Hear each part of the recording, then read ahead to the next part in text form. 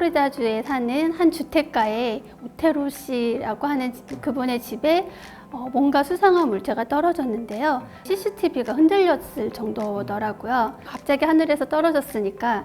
그래서 이제 그걸 분석하기 위해서 이제 소문을 냈는데 그 물체가 바로 우주 쓰레기 잔해였던 겁니다.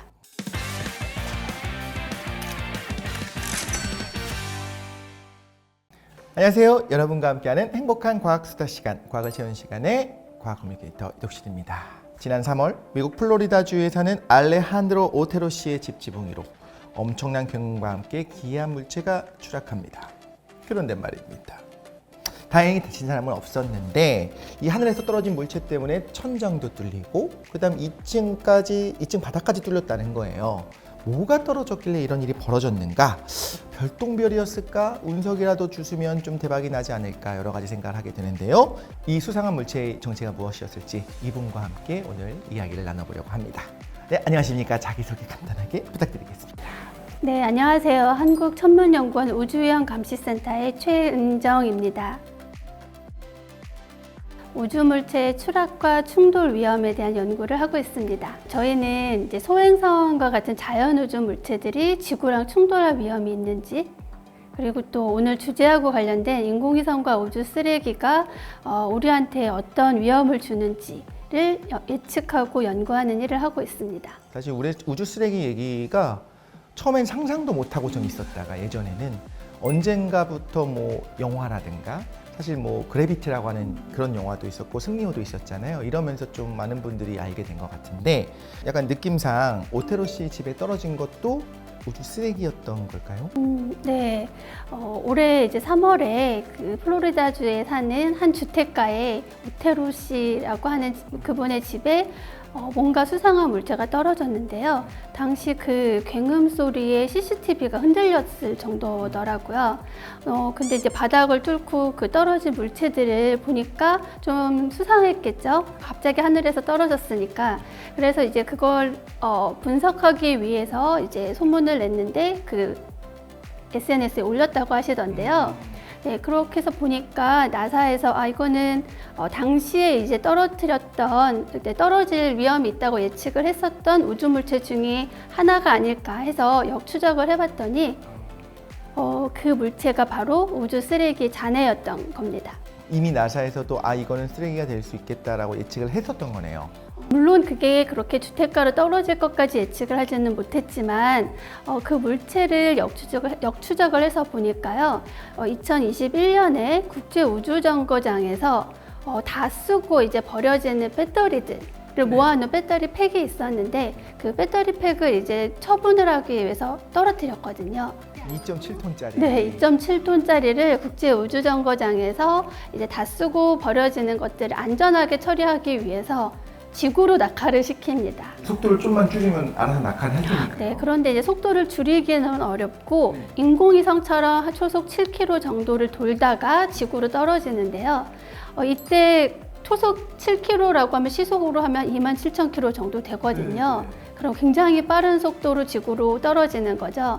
이 빠른 속도에 2.7톤이나 되는 크기다 보니까 대기권에서 떨어질 때 많은 부분이 타기는 합니다. 네. 마찰열로 거의 한 3,000도 이상 높이 올라가거든요. 근데 그 중에 일부가 이제 발견이 된 겁니다. 우주위험감시센터에 계시니까 이때 요 나사가 이렇게 그냥 궤도 돌다가 알아서 떨어지게 하는 이 결정은 잘못된 건가요? 아니면 이게 나름의 표준 절차인 건가요? 표준이라는 말은 그렇지만 나름의 절차를 가지고 이제 지상으로 낙하를 시켰죠. 그렇지 않으면 이제 국제우주정거장에 그대로 붙여놓든지 아니면 어차피 떨어져요. 네. 그렇죠. 네네. 갖고 올 수도 없고. 네, 가지고 와서도 뭐 지구에 버릴 수는 있겠지만 네. 아까 말씀드렸지만 2.7톤이잖아요. 그러다 보니까 굉장히 커서 지구로 가져오는 건 더 힘든 일이죠. 그래서 국제우주정거장에서 국제우주정거장과 부딪히지 않을 정도의 고도에 우선 버려집니다. 네. 그런데 이제 버려지고 나면 그건 똑같이 인공위성처럼 이제 궤도를 도는데요.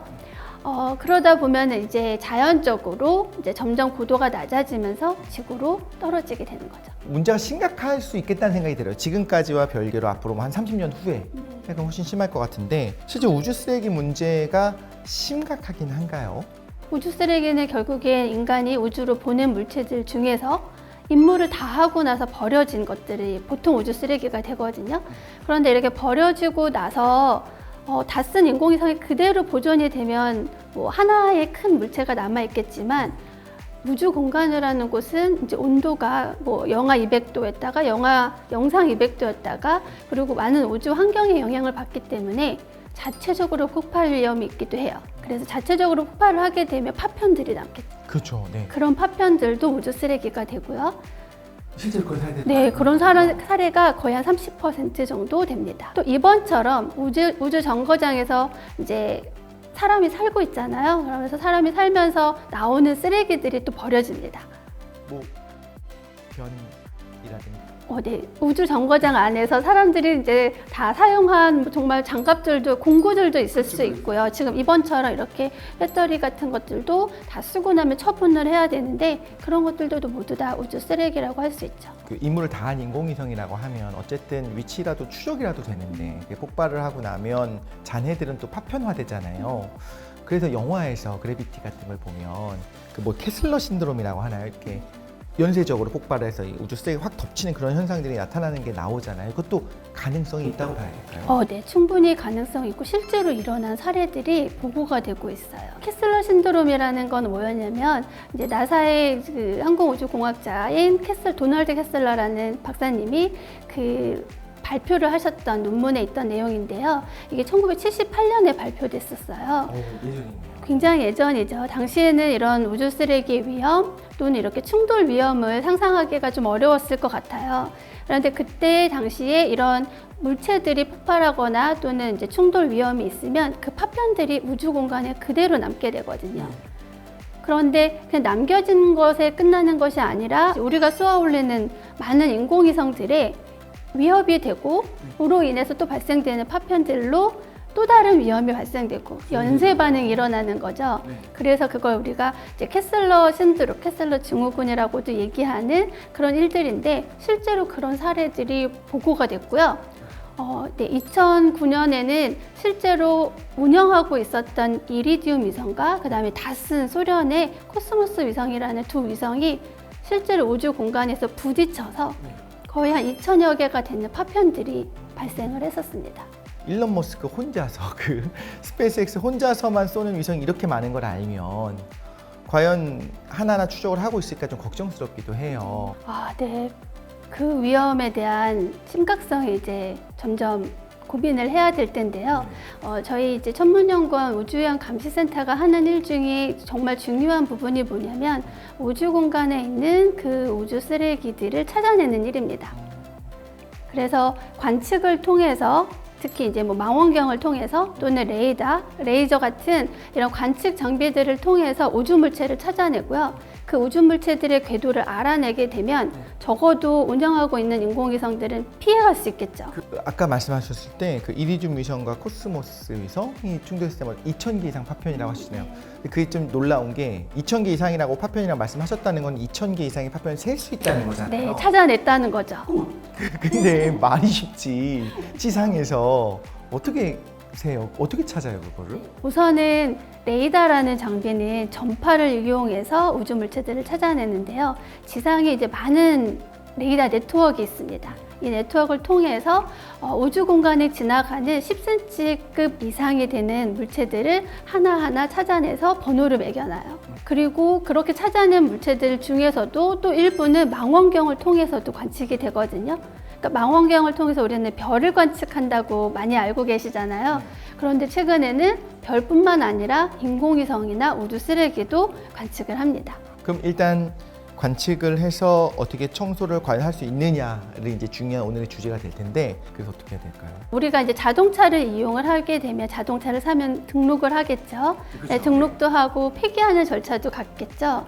그런 이제 일련의 절차들이 이제 인공위성을 개발을 할 때에도 앞으로 적용이 되어야 된다라는 필요성을 느끼고 있습니다. 그러니 하다못해 기금이라도 마련해놓고 만약에 문제가 생기면 피해가 생기면 그 기금을 통해서 보상을 해준다던가 여러 가지 방법. 네, 그렇죠. 그래서 보통 이제 인공위성들을 개발을 할 때는 보험을 들어요. 보험. 네, 그래서 그 보험을 들고 그 보험을 통해서 앞으로 피해가 일어났을 때 사용을 할 수 있도록 하는 그런 대비도 일부 하고 있는데요. 특히 우주 발사체 같은 것들은 올라가면서 많은 위험들이 있잖아요. 그렇죠, 네. 네, 그래서 보통 보험을 듣고 하긴 하지만 결국엔 피해를 받는다고 하면 그거는 보상으로만 해결이 될 수 있을지 모르겠어요. 근데 뭐 영화 승리호 같은 걸 보면 그걸 청소하는 분들이 나와요. 네. 물론 그 영화는 그런 방식으로 하진 않을 것 같긴 한데 잘 모르겠어요. 그래서 어떻게 처리할지에 대한 연구가 진행이 되고 있는 부분이 있는 거죠?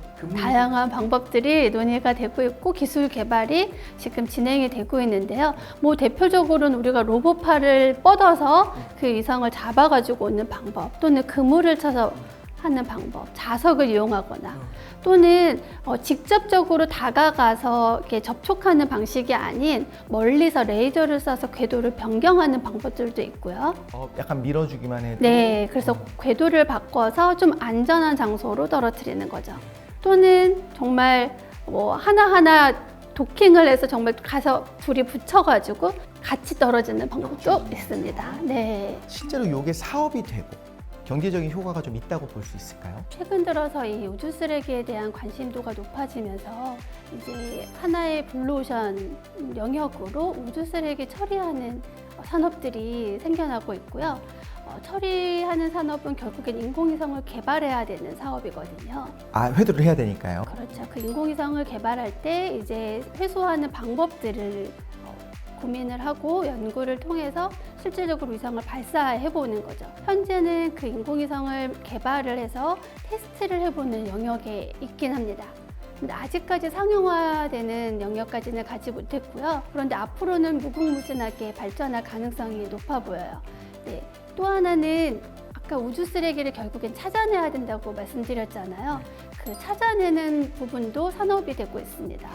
그러네. 네네. 그러니까 망원경을 개발을 해서 전 세계에 설치를 해서 그 망원경에서 나오는 데이터를 처리를 하고 그 데이터를 파는 거죠. 괜찮은데요, 그것도? 네. 그리고 레이더를 이용을 해서 레이더를 설치를 하고 그 레이더를 이용해서 데이터를 얻고요. 그 데이터들을 실질적으로 국가나 다른 정부나 아니면 이제 기업들에 파는 그런 산업들도 발전을 하고 있습니다. 사실 과거에 없었던 새로운 문제가 생기고 그걸 해결하는 과정에 또 다른 산업이 생기고 이게 어떻게 보면 과학과 기술의 발전에 따라 나타나는 것 같아요. 굉장히 이제 우주 쓰레기 문제는 이제 글로벌 이슈로서 모든 국가들, 특히 이제 국제적인 협력이 굉장히 필수적으로 요구되는 분야거든요. 이제 그런 의미에서 우리가 최근에 대두되고 있는 용어가 우주의 지속 가능성이에요. 우주 지속 가능성. 네. 이제 지구뿐만 아니라 우주 공간도 결국에는 우리가 많이 사용하고 있는 영역은 한정되어 있어서 그 한정된 영역을 어떻게 효율적으로 안전하게 또 안정적으로 운영할 수 있는지 이런 부분들에 대한 논의가 많이 되고 있고 이제 그런 의미에서 우주 지속 가능성도 논의가 되고 있거든요. 여기에 이제 필수적인 것들이 바로 이런 우주 위험들을 줄여나가는 노력을 하는 것이고 그런 의미에서 이제 많은 관심들이 또 필요하겠죠. 듣다 보니까 외계인의 침공으로부터 우리가 좀 안심할 수 있는 이유가 우리 지구를 둘러싼 수많은 우주 쓰레기들 덕분에 외계인들이 함부로 못 들어오겠구나 라는 여러 가지 생각을 하게 됩니다.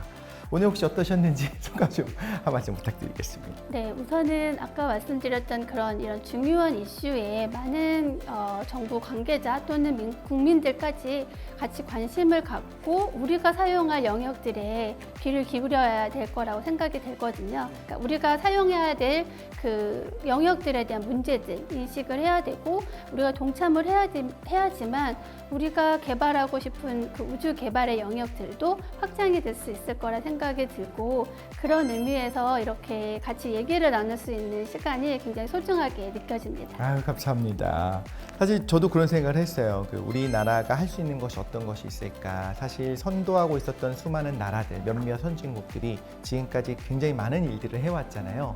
우리도 정말 바짝 쫓아가고 있는 상황에 있습니다만 또 다른 빈자리가 있을 거라는 생각을 했어요. 그들이 놓치고 있었던 것들, 그리고 우리가 더 잘할 수 있는 것들, 그 중에 하나가 또 어떻게 보면 이런 문제들, 우주의 지속 가능성을 좀 보장하는데 일조하는 것이 아닐까 생각을 하면서 인류를 위한 기술에 우리도 우리만 할 수 있는 것들도 하나씩 더 해야 되겠다라는 생각을 했습니다. 네, 오늘 귀한 시간 내주셔서 감사하고요. 저는 다음 시간에 더 특별한 시간, 과학을 채우는 시간 특별편으로 다시 찾아오도록 하겠습니다. 감사합니다. 감사합니다.